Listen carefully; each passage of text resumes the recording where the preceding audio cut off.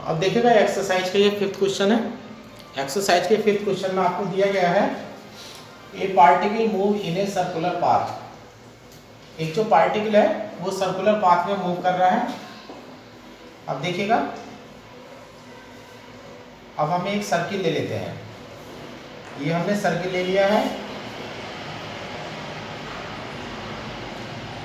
Circle लिया जा चुका है ऑफ रेडियस ए।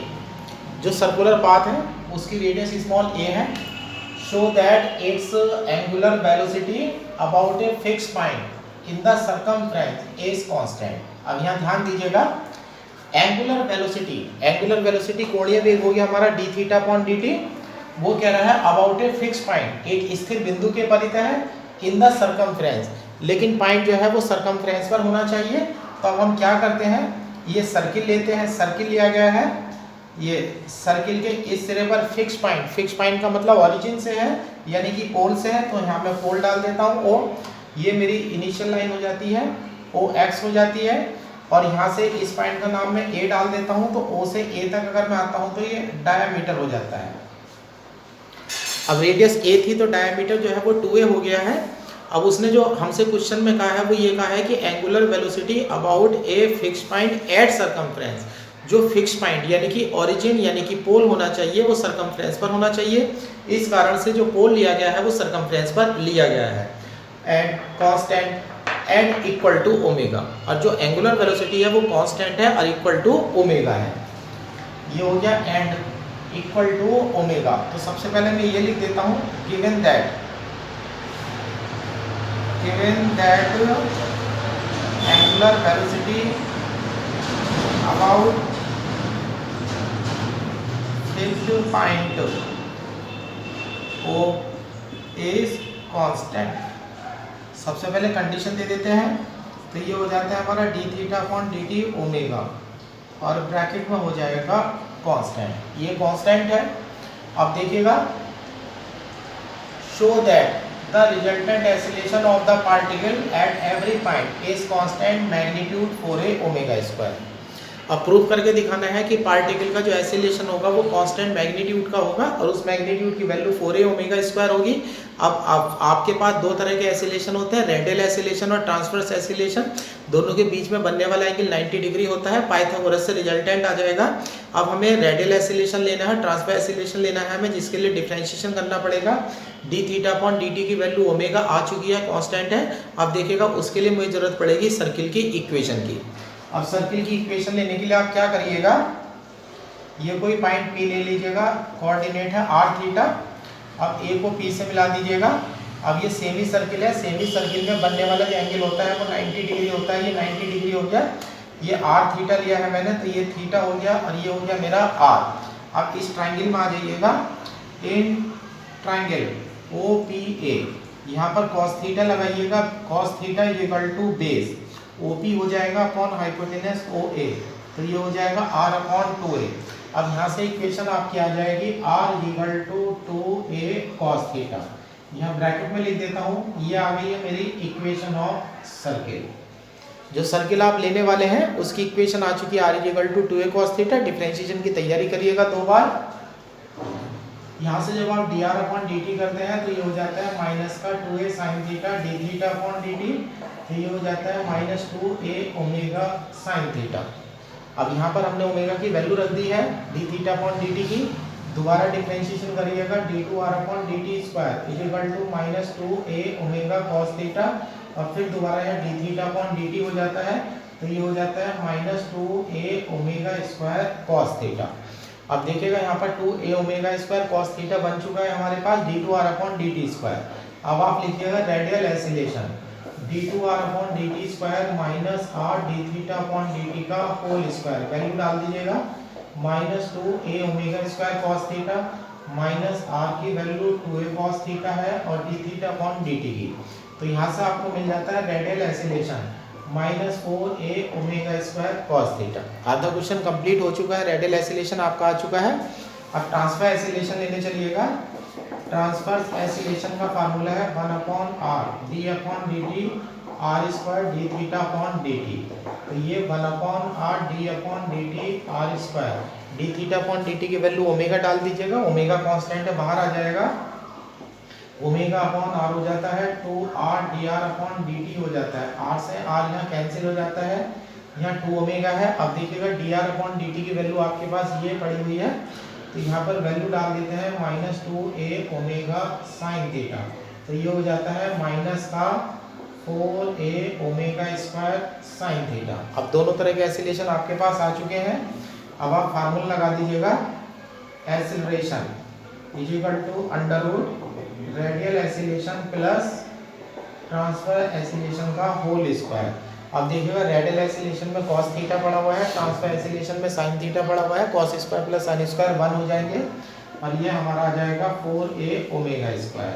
ये वैल्यू हमें प्रूव करनी थी और इस तरह से जो है हमारा क्वेश्चन जो है वो कंप्लीट हो जाता है। देखिएगा ये छठा क्वेश्चन है, a point P describe with constant angular velocity about O। एक पॉइंट P इस तरह से चल रहा है कि एंगुलर वेलोसिटी जो है वो कांस्टेंट है।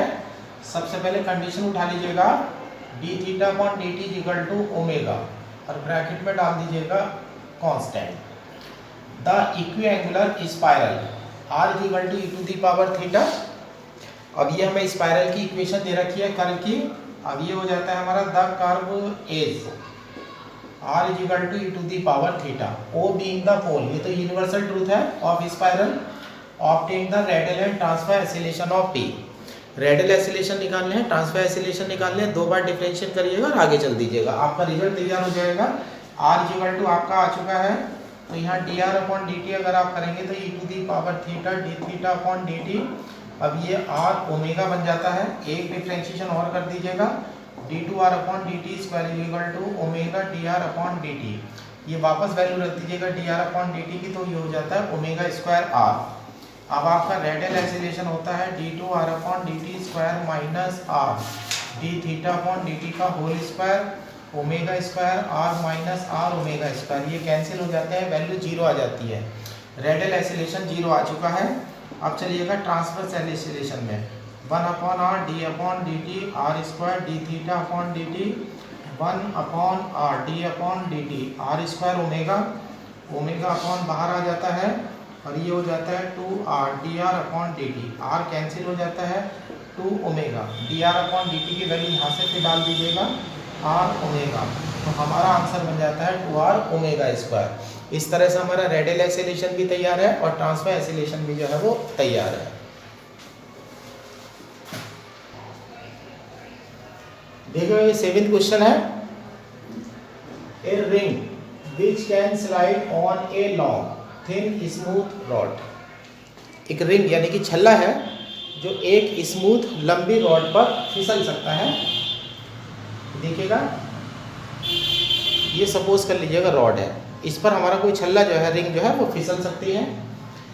Rest at A distance D, और जो वो रिंग है वो डी डिस्टेंस पर ठहरी हुई है फ्रॉम वन एंड ओ।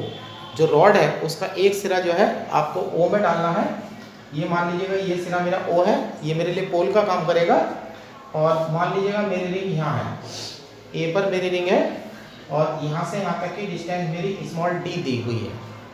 तो रिंग जो है वो रॉड है मेरी, ये रो है, ये रॉड मेरी ओ एक्स है। अब ये मेरे लिए इनिशियल लाइन का काम करेगी, है ना। तो इस तरह से जब हम कोऑर्डिनेट देते हैं तो जो हमारे कोऑर्डिनेट होते हैं वो r कॉमा थीटा होते हैं और r जो है वो ओरिजिन से पोल से डिस्टेंस होती है। तो ए का जो पॉइंट हो जाएगा मेरा पोलर कोऑर्डिनेट पर वो हो जाएगा d कॉमा 0, थीटा की वैल्यू 0 हो जाएगी। यहाँ पर ओ एक्स मेरी रॉड हो चुकी है ना। और ओ ए जो है ए पर जो है मेरी रिंग है जो ओ से स्मॉल डी डिस्टेंस पर है। फिर आगे कहता है the rod is then set revolving uniformly about O. अब रॉड को इस तरह से सेट करिएगा, इस तरह से स्थापित करिएगा कि ये ओ बिंदु के परितः यूनिफॉर्मली रिवॉल्व करना शुरू कर दे इन ए हॉरिजॉन्टल प्लेन। यानी कि आप ये समझ लीजिएगा जैसे आपके पास ये रॉड है और यहाँ पर एक छल्ला पड़ा हुआ है। अब ओ वाला जो सिरा है वो फिक्स है, आप इसे इस तरह से यूनिफॉर्मली रिवॉल्व करना शुरू करिएगा। जब ये रॉड इस तरह से यूनिफॉर्मली रिवॉल्व कर रही होगी तो रॉड जो है चारों तरफ एक सर्किल में मूव कर रही होगी, बट छल्ला जो है वो फिसल सकता है। तो जैसे ही आप इसे आगे की तरफ को चलाएंगे तो छल्ला जो है वो बाहर की तरफ को फिसलना शुरू हो जाएगा, यानी कि जो रिंग ए पर है अभी वो अपनी पोजीशन चेंज कर देती है। मान लीजिएगा ये रॉड की नई पोजीशन है, टी टाइम के बाद रॉड की नई पोजीशन है, ए पर से अब रिंग हट चुकी होगी। अब रिंग मान लीजिएगा यहाँ पर पहुँच जाती है पी पर। अब कोऑर्डिनेट ये आर थीटा है तो ओ पी की वैल्यू आर हो जाएगी और ये हो जाएगा थीटा। अब देखिएगा वर्ड यहाँ पर मेन वर्ड है ये यूनिफॉर्मली। अब रॉड को जो है हॉरिजॉन्टल प्लेन में यूनिफॉर्मली रिवॉल्व किया जा रहा है, तो इसका मतलब है जो रेडियल एसिलेशन होगा वो जीरो हो जाएगा। और रेडियल एसिलेशन में d2r/dt² होता है। यहाँ पर एक डिफरेंशियल इक्वेशन बनेगी जो आपको सेकंड पेपर से सॉल्व करनी पड़ेगी। फिर वो कहता है show that in space the ring describe the curve r equal to d cos hyperbolic theta. तो रिंग जो स्पेस में मूव कर रही होगी उस वो रिंग जिस कर्व पर चल रही होगी वो हमें प्रूव करना है r equal to d cos hyperbolic theta. ठीक है ना। अब ये देखेगा ये इनिशियल पोजीशन है रॉड की, let OX be the initial position of rod and A be the position of ring। OX जो है रॉड की इनिशियल पोजीशन है और जो A वाला बिंदु है वो हमारी रिंग की इनिशियल पोजीशन है। आफ्टर टाइम t के बाद P पर चले जाते हैं। लेट P r theta be the position of ring at time t। मान लीजिए जब समय t गुजर जाता है तो उस समय जो रिंग होता है वो पॉइंट P पर होता है और इसके पोलर कोऑर्डिनेट यहाँ पर r, थीटा है। अब वर्ड यहाँ पर यूनिफॉर्मली लिखा हुआ है, जैसे मैं ये इस समय क्वेश्चन कर रहा हूँ ऐसा एग्जाम्पल भी आपको मिलेगा, वो होमवर्क में चला जाएगा। फिर अब ये है since radial acceleration is equal to 0। आपको जो दिया हुआ है जो हॉरिजॉन्टल प्लेन में आपकी रिंग मूव कर रही है वो यूनिफॉर्मली मूव कर रही है तो उसका जो रेडियल एसिलेशन होगा वो 0 होगा। अब यहाँ से डिफरेंशियल इक्वेशन बनाने जा रहे हैं। ये रेडियल एसिलेशन 0 हो चुका है। रेडियल एसिलेशन का फार्मूला हो जाता है हमारा d2r/dt² माइनस r dθ/dt का whole square is equal to 0। अब यहाँ पर देखिएगा रेडियल एसिलेशन की value d2r/dt² minus r dθ/dt का whole square is equal to आपका 0 हो चुका है। अब ऐसे मान लीजिएगा let dθ/dt is equal to omega. dθ/dt को ओमेगा में डाल दीजिएगा तो ये आपका हो जाता है d2r/dt² minus r omega square is equal to 0। अब हम इसे लिख लेंगे d² minus omega square r is equal to 0। Capital D का मतलब हो गया d/dt। अब सेकंड पेपर में चले जाइएगा अपना। अब हम चैप्टर नंबर 5 में जा रहे हैं। CF और PI वाले में linear differential equation with constant coefficient. यहाँ पर एक्सिलरी इक्वेशन आपकी आ रही है। Auxiliary equation is m² minus omega square is equal to 0, m is equal to plus minus omega, m is equal to plus minus omega. अब यहाँ पर आप ध्यान दीजिएगा, जैसे देखिएगा r is equal to d cos hyperbolic theta है। अभी लीनियर डिफरेंशियल इक्वेशन में आपको सिखाया गया था कि जैसे आपका root m is equal to alpha और बीटा है, रूट रियल है तो आप CF लिख रहे थे c1 e की power alpha x plus c2 e की पावर बीटा x। आप ये CF लिख रहे थे, है ना, आप ये CF लिख रहे थे यहाँ पर CF। अब e to the power alpha x और e to the power beta x कुछ भी हो तो आपका इनका जो सीधा रिलेशन होता है वो BSc पार्ट 1 के अकॉर्डिंग कॉस हाइपरबोलिक और साइन हाइपरबोलिक में होता है।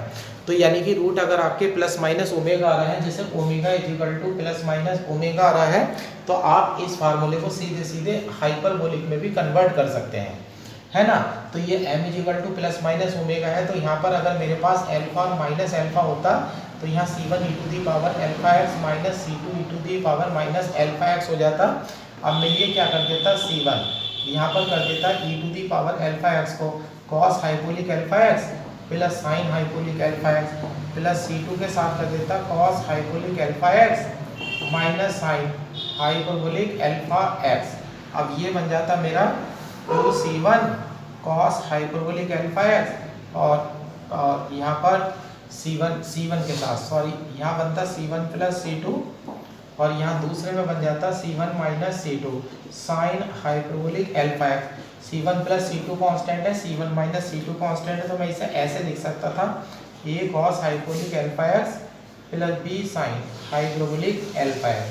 अब आपने यहाँ पर देखा कि जो फार्मूला हम यूज़ कर रहे थे C1 e की power alpha x plus C2 e की पावर माइनस अल्फा एक्स, वही कन्वर्ट हो जाता है BSc पार्ट 1 के अकॉर्डिंग कॉस हाइपरबोलिक में और साइन हाइपरबोलिक में।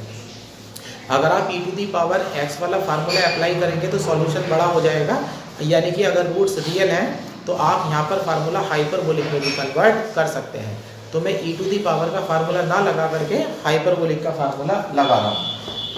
अब यहाँ पर जो है मेरा n equal to plus minus omega x आ चुका है, plus minus omega x omega आ चुका है। अब मेरी डिफरेंशियल इक्वेशन देखिएगा, ये t में है, d अपॉन dt है, तो मेरा हो जाएगा solution is r equal to हो जाएगा C1 cos hyperbolic omega t plus C2 sine hyperbolic omega t। यहाँ पर r equal to C1 cos hyperbolic omega t plus C2 sine hyperbolic omega t हो चुका है। अब यहाँ से देखिएगा d theta upon dt equal to क्या है omega, d theta upon dt omega, यहाँ पर साइन हाइपरबोलिक क्या पड़ा हुआ है ओमेगा t पड़ा हुआ है। अब यहाँ पर C1 और C2 मेरे दो आर्बिटरी कांस्टेंट हैं, इन दोनों आर्बिटरी कांस्टेंट की मैं वैल्यू निकालने जा रहा हूँ। अब दो मेरे पास आर्बिटरी कांस्टेंट है तो दोनों की मेरे पास जो वैल्यू होनी चाहिए, दो कंडीशन होनी चाहिए। एक कंडीशन तो देखिएगा पॉइंट ए पर ले लीजिएगा, पॉइंट ए पर जब हम जाते हैं तो यहाँ पर r की वैल्यू स्मॉल d है और ये इनिशियल पोजीशन है, इनिशियल पोजीशन पर टाइम की वैल्यू 0 हो जाएगी। अब यहाँ देखिएगा ये इक्वेशन नंबर 1, मुझे इसकी भी जरूरत पड़ेगी। अब इक्वेशन नंबर 1 और यहाँ इक्वेशन नंबर 2 ऐड, सबसे पहले a वाले पॉइंट पर चलिएगा, r की वैल्यू d है और t की वैल्यू है 0। ये इनिशियल पोजीशन है, ब्रैकेट में लिख देते हैं इनिशियल, ये प्रारंभिक स्थिति है। तो यहाँ पर r की वैल्यू d हो जाएगी कॉस हाइपरबोलिक 0 C1 हो जाएगा और ये चला जाएगा 0 में, तो C1 इक्वल टू d हो जाता है। ये वैल्यू हमारे पास आ चुकी है। अब दूसरी वैल्यू देखिएगा, दूसरी वैल्यू आपको कहाँ से मिलेगी, यहाँ पढ़िएगा, rest a ring which can slide on a long thin smooth rod. Rest, जो रिंग है वो रेस्ट में है, सही है ना। अब ए पॉइंट पर दोबारा चलिएगा, एक प्रॉपर्टी ये लगाइएगा कि रिंग रेस्ट में है। अगर रिंग रेस्ट में है तो उसके पास वेलोसिटी 0 होगी, रेडियल वेलोसिटी भी 0 हो जाएगी, ट्रांसफर वेलोसिटी भी 0 हो जाएगी, है ना। तो रेडियल वेलोसिटी होती है मेरी dr अपॉन dt। अब मैं dr अपॉन dt निकालने चलता हूँ, by equation 2 dr upon dt equal to हो जाता है C1 omega sine hyperbolic omega t plus C2 omega cos hyperbolic omega t। फिर दोबारा चलिएगा at a dr upon dt equal to 0, bracket में डाल देता हूँ पोजीशन ऑफ रेस्ट, ये विराम में है और t इक्वल टू 0, तो यहाँ 0 हो जाएगा, साइन वाला पद 0 में चला जाएगा और यहाँ हो जाएगा C2 ओमेगा। तो C2 की वैल्यू हो चुकी है, C2 की वैल्यू ओमेगा भी 0 में चले जाएगा, C2 की वैल्यू 0 हो चुकी है बाई इक्वेशन 2। इक्वेशन 2 से देख लीजिएगा r इक्वल टू बन जाता है आपका d cos hyperbolic omega t, equation number 3। अब यहाँ देखिएगा r equal to d cos hyperbolic omega t बन चुका है, जबकि यहाँ देखिएगा आंसर में है r equal to d cos hyperbolic theta. अब ओमेगा t को मैं थीटा में कन्वर्ट करने जा रहा हूँ। अब इक्वेशन नंबर 1 से आइएगा, by equation 1 d theta is equal to omega dt, integrate कर दीजिएगा, theta is equal to omega t plus C1। अब कांस्टेंट लगाइएगा, ए पर चलिएगा, थीटा 0 है, देखिएगा एक्स एक्सिस पर है, इनिशियल पोजीशन है, t is equal to 0, then C1 is equal to 0। So जब C1 की वैल्यू 0 आ जाती है तो ये पद हट जाएगा, तो थीटा इज इक्वल टू मिलेगा आपको ओमेगा t।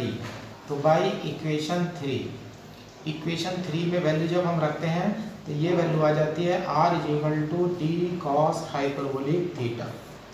और इस तरह से आपका आंसर प्राप्त हो जाता है। जिस तरह का क्वेश्चन मैंने अभी करा है इस तरह का आपको एक एग्जाम्पल में भी करने के लिए मिलेगा। अब 8th क्वेश्चन देखिएगा। 8th क्वेश्चन के एक्सप्लेनेशन पे ध्यान रखिएगा। ये बात ध्यान रखिएगा, डायनेमिक्स जो है वो टिपिकल बुक नहीं होती है, लेकिन डायनेमिक्स में क्वेश्चन करने का एक प्रोसीजर होता है।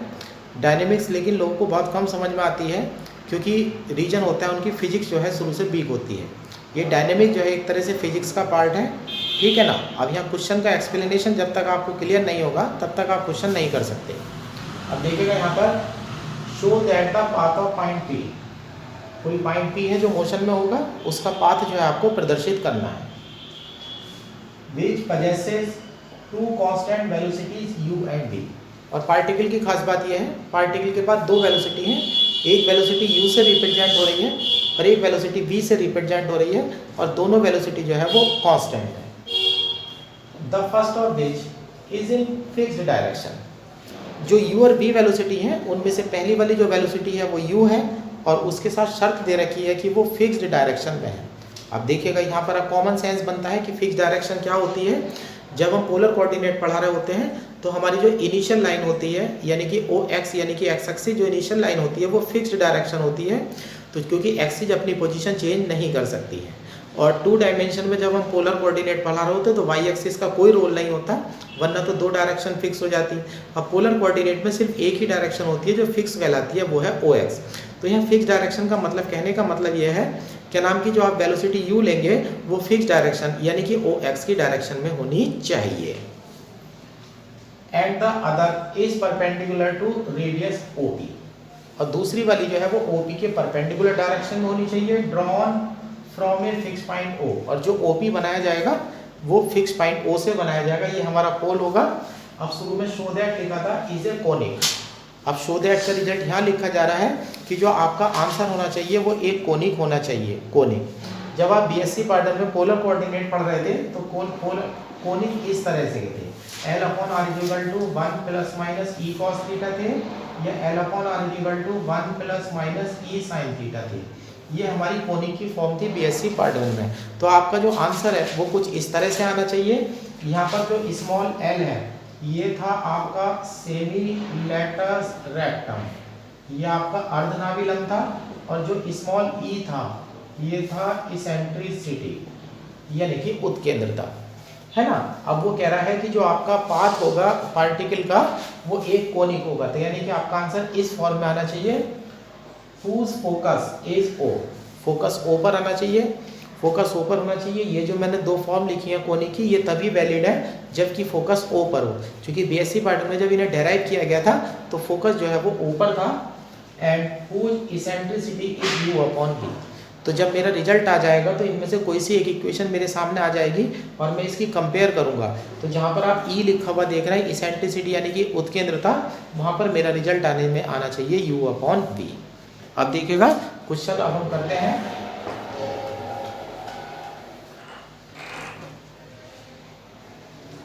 ये मेरा पोल हो गया, ये मेरा एक्स एक्सिस हो गई, ये मेरा पॉइंट है P, ये मेरे कोऑर्डिनेट है r थीटा, ये रेडियस वेक्टर r हो गया, ये वेक्टोरियल एंगल मेरा थीटा हो गया, ये वेलोसिटी है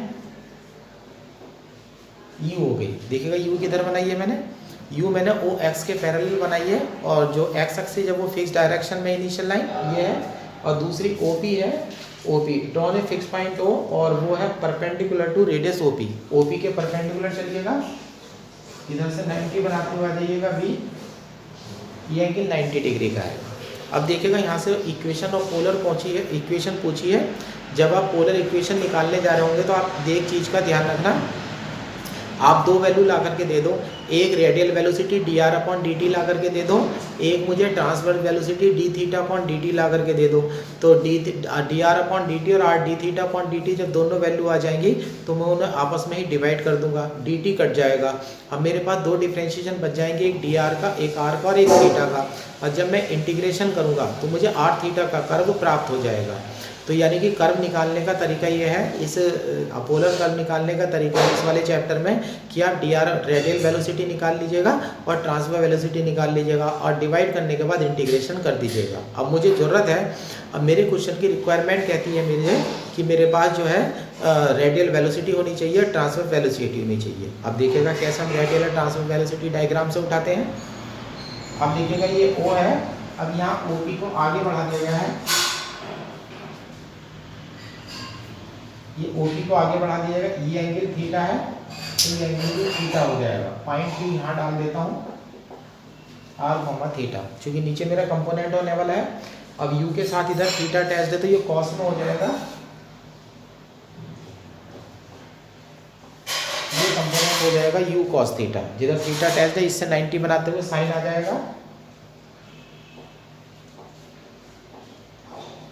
ये बन जाएगा हमारा u sin थीटा।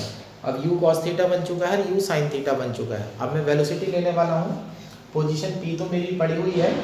अब देखिएगा रेडियल वेलोसिटी dr/dt।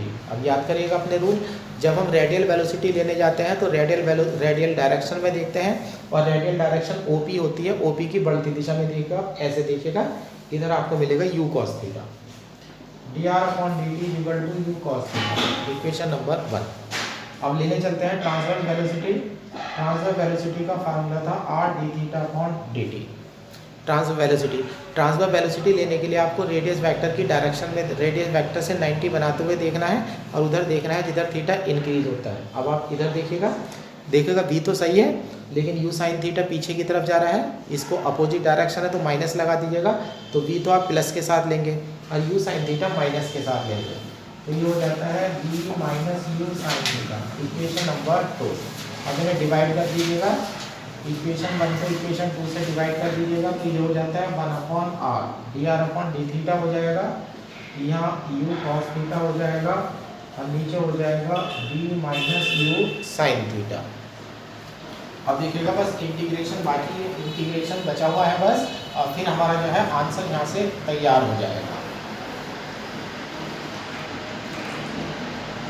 ये हमारा हो जाता है dr/r हो जाता है और ये हो जाता है u cos theta upon v - u sin theta और d थीटा। अब देखिएगा यहाँ पर इंटीग्रेशन की वैल्यू तैयार होने जा रही है। अब डिनोमिनेटर यहाँ तो log r हो जाएगा, v - u sin थीटा का जब डिफरेंशिएट करेंगे तो माइनस का u cos थीटा होगा, जबकि ऊपर प्लस का u cos थीटा है, तो माइनस और लगा देंगे आप। इंटीग्रेटिंग ये हो जाता है log r base e equal to minus log base e v - u sin थीटा प्लस कांस्टेंट डाल दीजिएगा log c बेस e, तो यहाँ से r इक्वल टू हो जाता है c upon v - u sin theta. अब इसे BSc पार्ट 1 के अकॉर्डिंग फार्मूला बनाने की तैयारी करिएगा। r डिनोमिनेटर में ले लीजिएगा, c upon r equal to हो जाता है v - u sin थीटा। अब इसे ऐसे लिखिएगा c upon v upon r, v को बदल जाइएगा, ये हो जाता है 1 - u upon v sin theta. अब इक्वेशन मेरी तैयार है, लिख देते हैं बेज is conic as L upon R equal to 1 - e sin theta whose eccentricity यानी कि उत्केंद्रता is u upon d। तो ये प्रूव हो गया है कि ये कोनिक आ चुका है और यहाँ पर उत्केंद्रता यानी कि इसेंट्रिसिटी जो है वो u अपॉन v है। अब इस क्वेश्चन में एक ध्यान रखना, जब एग्जाम्पल भी करोगे तो किसी भी एग्जाम्पल में अगर आपसे ये पूछा जाता है किसी भी एग्जाम्पल में कि पोलर कर्व की इक्वेशन बताइए, तो आप क्या करेंगे, dr/dt लाएंगे, ट्रांसफर वेलोसिटी r/dt लाएंगे, दोनों को डिवाइड करके इंटीग्रेशन कर देंगे और आपका कर्व आपको प्राप्त हो जाएगा। अब देखिए एक्सरसाइज का लास्ट क्वेश्चन करते हैं। अब देखिएगा एक्सरसाइज पे लास्ट क्वेश्चन है 9। क्वेश्चन की थ्योरी जितनी बड़ी है क्वेश्चन उतना ही छोटा है। The acceleration of a point moving in a plane curve is resolve. कोई पॉइंट है जो प्लेन कर्व में मूव कर रहा है, उसका जो एक्सेलरेशन इज रिजॉल्व, यानी कि उसके एक्सेलरेशन को वियोजित करना है कंपोनेंट में इनटू टू कंपोनेंट। एसिलेशन को दो कंपोनेंट में लेना है, ठीक है, one parallel to initial line. उन दो कंपोनेंट में से जो एक कंपोनेंट लेंगे वो इनिशियल लाइन के यानी कि एक्स एक्सिस के पैरेलल लेंगे and the other along radius vector, और जो आप दूसरा कंपोनेंट लेंगे वो रेडियस वेक्टर के अलोंग लेंगे। यानी कि कोई पार्टिकल जो है वो प्लेन कर्व में मूव कर रहा है, ठीक है, उसमें आपको क्या हो, उसके पास जो पार्टिकल के पास एसिलेशन होगा उस एसिलेशन के आप दो कंपोनेंट लेने जा रहे हैं। एक कंपोनेंट तो इनिशियल डायरेक्शन में यानी कि एक्स एक्सिस के पैरेलल होना चाहिए और दूसरा कंपोनेंट रेडियस वेक्टर यानी कि ओपी की डायरेक्शन में होना चाहिए। फिर आगे कहता है prove that the components are, तो उनके कंपोनेंट के आंसर ये होंगे, ये पहला आंसर है और ये दूसरा आंसर है, ठीक है ना। अब देखिएगा डायग्राम मैंने पहले बना दिया है, डायग्राम को पहले बनाने के बजाय मिटा करके दोबारा ड्रॉ करता हूँ। अब आप ऐसे समझिएगा, इससे क्या डायग्राम बनाना सीख सके। ये मेरा ओरिजिन वो है पोल, ये मेरी इनिशियल लाइन एक्स एक्सिस है, ये मेरा पार्टिकल पी है, पॉइंट पी जो है पार्टिकल की पोजीशन है आर थीटा पर। अब दो कंपोनेंट मेरे पास कोई एसिलेशन होगा, उस एसिलेशन के दो कंपोनेंट में मानने जा रहा हूँ अल्फा और बीटा, ठीक है ना। अब होता क्या है, अल्फा और बीटा लेने जा रहा हूँ मैं। अब इसमें से देखिएगा पहला क्या गया, one parallel to initial line, ये देखिएगा एक्स एक्सिस के कंपोनेंट मैंने पैरेलल जो लिया है वो अल्फा ले लिया है, और दूसरा and the other along radius vector, दूसरा रेडियस वेक्टर के अलोंग होना चाहिए यानी कि ओपी के अलोंग होना चाहिए। दूसरा कंपोनेंट हो गया है बीटा।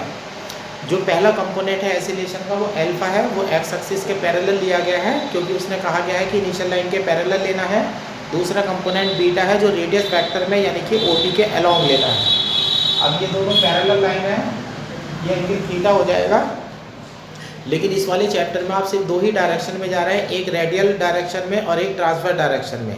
तो आप अपने कंपोनेंट को इस तरह से एडजस्ट करिएगा कि वो रेडियल और ट्रांसफर डायरेक्शन में हो जाए। अब देखिएगा अल्फा यहाँ से थीटा एंगल बना रहा है, अगर मैं कंपोनेंट लेने जाता हूँ तो ये अल्फा कॉस थीटा हो जाता है। अब इधर परपेंडिकुलर ले लीजिएगा तो ये हो जाएगा अल्फा साइन थीटा। अब अल्फा का काम खत्म हो गया है, अल्फा के मैं दो कंपोनेंट बना चुका हूँ, अल्फा कॉस थीटा जो ओपी की डायरेक्शन में है और अल्फा साइन थीटा जो ओपी के परपेंडिकुलर डायरेक्शन में है लेकिन थीटा की घटती हुई दिशा में है। अब देखिएगा let P r theta be the position of particle at any time t, let alpha beta are components of oscillation along initial line OX and along radius vector OP। Alpha वाला जो है वो OX की direction में है और जो beta वाला है वो OP की डायरेक्शन में है। अब सबसे पहले ये लेने चलते हैं रेडियल एसिलेशन। रेडियल एसिलेशन की डायरेक्शन लेने के लिए आपको OP की डायरेक्शन में देखना पड़ेगा। तो जब आप OP की बढ़ती दिशा में देखेंगे तो आपको एक तो बीटा मिलेगा और एक मिलेगा अल्फा कॉस थीटा। दो वेक्टर जब सेम ही डायरेक्शन में होते हैं तो रिजल्टेंट प्लस करके आ जाता है, तो रेडियल एसिलेशन की वैल्यू हो जाती है beta plus alpha cos theta. अब रेडियल एसिलेशन का फार्मूला बोल देते हैं d2r upon dt square minus r d theta upon dt का whole square is equal to beta plus alpha cos theta, equation number 1। अब ट्रांसवर्स लेने चलते हैं। अब देखिएगा ट्रांसवर्स एसिलेशन, जब आप ट्रांसवर्स एसिलेशन लेने जाते हैं तो आप ओपी के परपेंडिकुलर डायरेक्शन में जाते हैं लेकिन जिधर थीटा बढ़ता है, थीटा देखिएगा ये है, थीटा का जो मेजरमेंट होता है वो एंटी क्लॉकवाइज होता है तो थीटा इधर बढ़ेगा, तो आपको इधर वाला पॉजिटिव लेना होता है। लेकिन यहाँ देखिएगा अल्फा साइन थीटा, थीटा की घटती दिशा में है तो आप इसके साथ माइनस साइन अटैच करेंगे। ट्रांसफर एसिलेशन माइनस का अल्फा साइन थीटा हो गया, ट्रांसफर एसिलेशन का फार्मूला बोल दिया माइनस अल्फा साइन थीटा। अब साइन थीटा को अपॉन में ले जाइएगा, माइनस ले जाइएगा, minus 1 upon r sine theta. अब यहाँ r square d theta upon d t को लिख दीजिएगा थीटा डॉट, ये पहला पार्ट प्रूव हो जाता है। अब अल्फा की वैल्यू आप इक्वेशन नंबर 1 में यहाँ डाल दीजिएगा, d2r अपॉन dt स्क्वायर को r डबल डॉट लिख देंगे, d थीटा अपॉन dt का होल स्क्वायर थीटा डॉट का होल स्क्वायर हो जाएगा। यहाँ पर अल्फा की वैल्यू रखेंगे, ये वैल्यू हमारी तैयार है, यहाँ से हमारा बीटा तैयार हो जाता है। तो एक आंसर यहाँ से अल्फा का आ चुका है और एक आंसर जो है आपका यहाँ बीटा का आ चुका है। ठीक है, इस तरह से आपके एक्सरसाइज के सारे क्वेश्चन जो है वो समाप्त हो जाते हैं। अब नेक्स्ट वीडियो में जो है थोड़े से एग्जाम्पल को एक्सप्लेन किया जाएगा और उसके बाद जो है ये चैप्टर जो है कंप्लीट हो जाएगा।